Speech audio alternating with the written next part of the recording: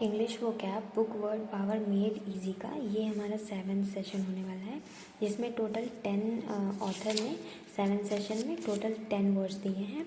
ये रही इनकी प्रोनाउंसिएशन और इससे रिलेटेड एक्सरसाइज। पहले हम प्रोनाउंसिएशन करेंगे फिर एक्सरसाइज। है साइकोलॉजिस्ट, फिर psycho analyst, orthodontist, optometrist, optician, osteopath, chiropractor, इसको कायरो नहीं पढ़ना, यहाँ पे इसका प्रोनाउंसिएशन दिया हुआ है, कीरोप्रैक्टर, कीरोपॉडिस्ट, ग्राफोलॉजिस्ट, जेरेंटोलॉजिस्ट। ये इसके 10 वर्ड्स थे जिसकी प्रोनाउंसिएशन थी।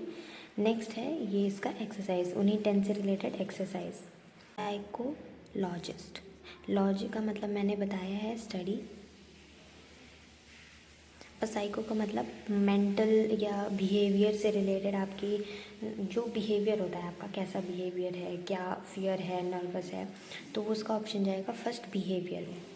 फिर है साइकोएनालिस्ट, जो साइको एनालिसिस करता है वो होता है, तो वो होता है द अनकॉन्शियस, जो अनकॉन्शियस माइंड को, अनकॉन्शियस चीज़ों को जो एनालिस्ट करेगा, एनालाइज करेगा। ऑर्थोडोंटिस्ट, डोंट का मतलब मैंने बताया था, जहाँ पे भी डोंट या डोंटिस से रिलेटेड आ जाए तो वो टीथ से रिलेटेड होगा, तो इसमें सीधा सीधा लिखा है वर्ड टीथ, वो किससे रिलेटेड है, थर्ड से। ऑप्टोमेट्रिस्ट, ऑप्टोमेट्रिस्ट मैंने आपके प्रीवियस सेशन में कवर किया था वर्ड, जिसका मतलब होता है जो हमारे ऑप्टिकल शॉप्स पे जो डॉक्टर बैठते हैं वो होते हैं ऑप्टोमेट्रिस्ट, और जो आई की डिसीज वगैरह के बारे में पढ़ते हैं वो ऑप्थेल्मोलॉजिस्ट होते हैं। तो फोर्थ का हमारा चला जाएगा ऑप्शन 1 विजन। फिर ऑस्टियोपाथ, ऑस्टियोपाथ क्या होता है, जो बोन और ब्लड वेसल्स होती हैं वो होता है ऑस्टियोपाथ। फिर कीरोप्रैक्टर, कीरोप्रैक्टर जो हमारी बोन की, स्पाइन की जो जॉइंट होती है वो होती है। कीरोप्रैक्टर क्या होता है, कीरोप्रैक्टर वो होता है जॉइंट्स ऑफ स्पाइन। कीरोप्रैक्टर। कीरोपॉडिस्ट, अब ये दोनों कीरो वर्ड तो सेम है, इसमें प्रैक्टर लिखा है, इसमें पॉडिस्ट लिखा है। पॉडिस्ट मैंने बताया था जहाँ भी आ जाए वो आप बोन से रिलेट करिएगा, बोन से, लेग से रिलेटेड लाइक दैट। और जहाँ पे भी डोंटिस्ट आ जाए, चाहे वो ऑर्थोपॉडिस्ट लिखा हो चाहे वो ऑर्थोडोंटिस्ट लिखा हो, तो डोंटिस्ट और पॉडिस्ट में ये डिफरेंस है, पॉडिस्ट बोन से रिलेटेड होगा और डोंटिस्ट टीथ से रिलेटेड होगा। अब ऐसे यहाँ पे कीरोपॉडिस्ट आ गया है, ये हमारा चला जाएगा ऑप्शन 7th है फीट। लेग से, या मैंने बताया लेग से रिलेटेड या बोन से रिलेटेड आएगा तो वो पॉडिस्ट होगा, वो चला जाएगा फीट या बोन में, इसका ऑप्शन डी। फिर आता है हमारा ग्राफोलॉजिस्ट, ग्राफ जहाँ पे भी वर्ड आ जाए वो राइटिंग से रिलेटेड होता है, रिलेटेड टू राइटिंग, तो ग्राफोलॉजिस्ट इसमें हमारा चल जाएगा एच में, हैंड राइटिंग से रिलेटेड। कि मैंने अपने प्रीवियस सेशन में बताया था ओल्ड एज से रिलेटेड जो प्रॉब्लम होती है उसको जो स्टडी करते हैं वो कौन होते हैं, जेरेंटोलॉजिस्ट।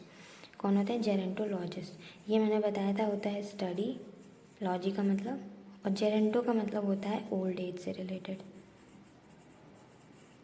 ओल्ड एज से रिलेटेड। तो जो स्टडी करते हैं ओल्ड एज से रिलेटेड प्रॉब्लम को वो कहलाते हैं जेरेंटोलॉजिस्ट। इसका चला जाएगा 9th ऑप्शन सी में, प्रॉब्लम ऑफ एजिंग, एजिंग की जो प्रॉब्लम होती है। ये रही हमारी next exercise. Psychologist must also be a doctor, ज़रूरी नहीं है कि साइकोलॉजिस्ट डॉक्टर हो, फॉल्स, क्योंकि वो बिहेवियर और माइंड से रिलेटेड चीज़ को पढ़ता है, तो ज़रूरी नहीं है कि वो डॉक्टर हो, मतलब उसका डॉक्टर होना ज़रूरी नहीं है, मतलब कि वो डॉक्टर भी हो। ओके। और सेकेंड है साइकोएनालिस्ट फॉलोज फ्रीडुअन टेक्निक्स, साइकोएनालिस्ट मतलब जो साइकोलॉजी को एनालिसिस करता है वो, और फ्रीडुअन टेक्निक का मतलब होता है जहाँ पे हम अनकॉन्शियस माइंड को एक्सप्लोर करते हैं या उसके बारे में अनकॉन्शियस माइंड के रीज़न को समझते हैं, तो वो होता है फ्रीडुअन टेक्निक्स। तो क्या साइको एनालिस्ट जो होगा वो फ्रीडुअन टेक्निक को फॉलो करेगा, ट्रू, ठीक है, ये ट्रू होगा। An orthodontist specializes in straightening of teeth, ortho आ गया, यहाँ पे पॉडिस्ट तो नहीं लिखा, ऑर्थोडोंटिस्ट लिखा है, डोंट का मतलब मैंने बताया था टीथ से रिलेटेड होगा, yes.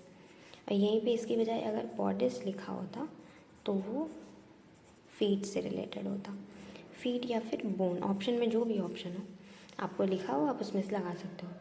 N optometrist prescribe and fits glasses, हाँ, जो ऑप्टोमेट्रिस्ट होता है वो हमें फिट प्रिस्क्राइब करते हैं, कौन सा ग्लास लगाना है उसका नंबर बताते हैं, तो वो ट्रू। ऑस्टियोपैथ में uses massage and other manipulative techniques. Yes, osteopath एक हेल्थ केयर प्रोफेशन होता है, हेल्थ केयर से रिलेटेड होता है, जिसमें वो massage and other manipulative techniques को यूज़ करके क्या करते हैं, हमारे जो बैक स्पाइन पेन या अदर चीज़ें होती हैं उससे रिलेटेड होता है। तो ये ट्रू। कीरोप्रैक्टर ट्रीट्स कॉर्न्स एंड बनियन। अब कॉर्न्स एंड बनियन मतलब जिनको नहीं पता, ये इतना वो नहीं है, बस मैंने लिख दिया है आपकी नॉलेज के लिए। प्रॉब्लम रिलेटेड विथ फीट से रिलेटेड जो प्रॉब्लम होती है वो होता है कॉर्न्स एंड बनियन।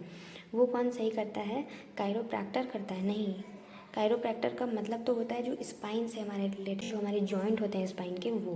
तो यहाँ पे अगर कायरोपोडिस्ट लिखा होता, जैसे कि यहाँ पे पॉडिस्ट मैंने बताया जो फीट और बोन से रिलेटेड होता है, और ये प्रॉब्लम किससे रिलेटेड है? फीट और बोन से, तो पॉडिस्ट होता तब ये ट्रू हो जाता, पर यहाँ पे कायरोप्रैक्टर है तो ये फॉल्स हो जाएगा, क्योंकि ऐसा नहीं होता। ये जो है ये जॉइंट ऑफ स्पाइन होता है।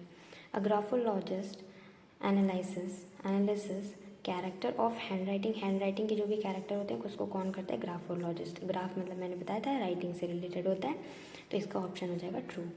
फिर 8th, a gerontologist is interested in the problem of adolescence. Adolescence मतलब यंग एज की प्रॉब्लम, और जेरेंटोलॉजिस्ट जो होते हैं, जेरेंटो का मतलब ओल्ड एज से रिलेटेड होता है और लॉजिस्ट का मतलब स्टडी होता है, तो इसका ऑप्शन हो जाएगा फॉल्स। तो ये हमारी फर्स्ट और सेकंड एक्सरसाइज अब कंप्लीट होती है। इससे रिलेटेड थर्ड एक्सरसाइज जो कि आपको अटेंड करनी होती है उसका मैं आपको स्क्रीनशॉट दे रही हूँ, वीडियो में दिखा दे रही हूँ, आप उसको अटेंड करिए, कमेंट करिए उसमें से कितने आंसर आपके सही हैं।